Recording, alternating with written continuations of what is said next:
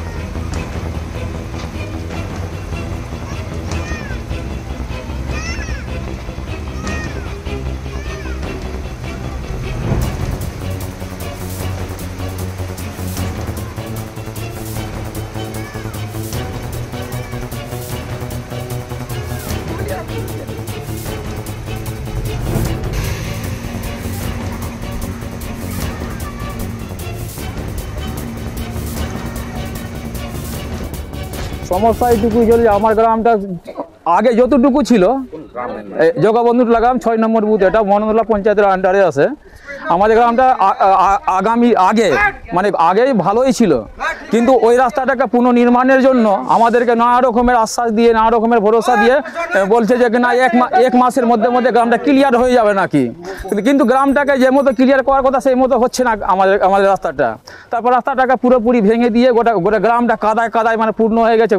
এবার বিহার বাঙ্গাল থেকে শুরু করে আমাদের মালদা থেকে কাঠিয়ার পর্যন্ত এটাই মুখ্য রাস্তা। এই রাস্তাটা টোটাল ব্লক হয়ে গেছে।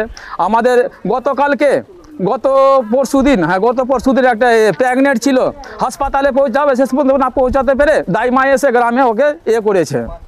তো এই রকমের অসুবিধার সম্মুখীন আমরা হয়েছি। আর থাকলে কোথায় ঠিকাদার তো নিজের লাভাংশের জন্য ও তো উঠিয়ে সব চলে গেছে। এখন আমাদের গ্রামে কোনো যে হাজিরা দিতে কি কোনো দেখাশোনা করতে কেউ আসে না। কতটা খারাপ কি গোটাই খারাপ আর কি, গোটা গ্রামটাই শেষ, গোটা গ্রামটাই খারাপ হয়ে আছে। ৫০০ মিটার আমরা চাইছি আমাদের রাস্তা পুনর্নির্মাণ হোক, আমাদের যেমনি চলাচল করছে সেই মতো হোক। আর যদি না হয় এর জন্য আমরা কিন্তু অন্য অবলম্বন নেব। পঞ্চায়েত ঘেরাও করতে হয়, ব্লক ঘেরাও করতে হয়, কিংবা ডিএম অফিস, কোনো অফিস ঘেরাও করতে হয়, আমরা বাধ্য হব করতে। মহানন্দটোলা পঞ্চায়েতের ৬ নম্বর বুথের গ্রাম জগৎবন্ধুটোলা গ্রাম। এই গ্রামটা এর আগে ঢালাই করা ছিল, কিন্তু কিছুদিন আগে ১৫ থেকে ২০ দিন আগে ঠিকাদার এসে এই ঢালাইটাকে ভেঙে দেওয়ার পরে এই বর্ষাকালে আমাদের কাদা হয়ে যায়। কাদাতে প্রায় বিহার এবং আমাদের পশ্চিমবঙ্গের যে রাস্তাটা, এটা দিয়ে মানুষ প্রায় দিনে ২,০০০ থেকে বিহার এবং বাংলার সংযোগস্থলটা, এখান থেকে আমাদের প্রায় ১,০০০ থেকে ২,০০০ এবার গাড়ি সব যাওয়া আসা করে। আমাদের এখানে কোনো গর্ভবতী মহিলা থাকলে খুব অসুবিধা হয়, স্কুল যাতায়াতের খুবই অসুবিধা হয়। তাই প্রশাসনের কাছে এবং সরকারের কাছে বিশেষ অনুরোধ করব, আবেদন করব যে আমাদের এই রাস্তাটা তাড়াতাড়ি ঠিক হয়ে যায়, যাতে আমাদের এই কিছুদিন পরে আবার বন্যা আসবে, বন্যাতে আমাদের যাওয়া আসা খুবই কষ্টকর হয়ে যাবে। এখন চাইছেন কি অবিলম্বে কি রাস্তার কাজ? হ্যাঁ, এখন আমরা চাইছি সবাই যে রাস্তাটা অবিলম্বে ঠিক করা হোক। মহানন্দটোলা পঞ্চায়েতের গ্রামবাসী মিলে সবাই আন্দোলন করলাম যে সম্বলপুর হইতে এই বিনটলা বিহার বর্ডার অবধি যাতে আমাদের রাস্তা ঠিক হয়। যেদিন উদ্বোধন হয়েছিল ঠিকাদার এসেছিলেন, উদ্বোধন করে চলে গেছেন। আবার ঠিকাদারের সঙ্গে আমার কথা হয় যে বলছে আমি 3-4 দিন পর মহরম পর যাব, কিন্তু ঠিকাদার কথাই শুনে না, আর না আমাদের মহানন্দটোলা পঞ্চায়েত কোনো কথা শুনে, না রতুয়া ব্লক কোনো কথা শুনে। তাই আমাদের প্রশাসনের কাছে দাবি যে আমাদের বিহার বর্ডার থেকে নিয়ে আর সম্বলপুর অবধি আমাদের রাস্তাটা যতটা মানে চওড়া, সরকারি রাস্তা চওড়া যতটি আছে, যাতে আমাদের ভালো করে চওড়া হয়। এই ব্লক থেকে একটা সরকারি আমিন পাঠানো হয়, যাতে আমাদের পুরোটাই রাস্তা ক্লিয়ার হয়। এটাই আমাদের ব্লক ডিপার্টমেন্টের কাছে আমাদের আবেদন।